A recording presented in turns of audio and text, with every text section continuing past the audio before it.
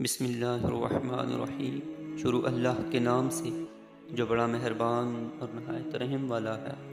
السلام علیکم پیارے دوستو، آج میں آپ کو حضرت سعد بن ابی وقاص رضی اللہ تعالی عنہما کی بھوک کا واقعہ سناتا ہوں۔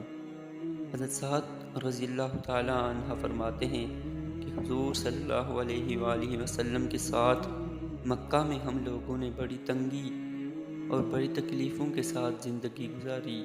جب تکلیفیں آنے لگیں تو ہم نے ان پر صبر کیا اور ہمیں تنگی اور تکلیف برداشت کرنے کی عادت پڑ گئی اور ہم نے خوشی خوشی ان پر صبر کیا۔ میں نے اپنے آپ کو حضور صلی اللہ علیہ وآلہ وسلم کے ساتھ مکہ میں اس حال میں دیکھا کہ میں ایک رات پیشاب کرنے نکلا۔ جہاں میں پیشاب کر رہا تھا وہاں سے میں نے کسی چیز کی کھڑکھڑاہٹ کی آواز سنی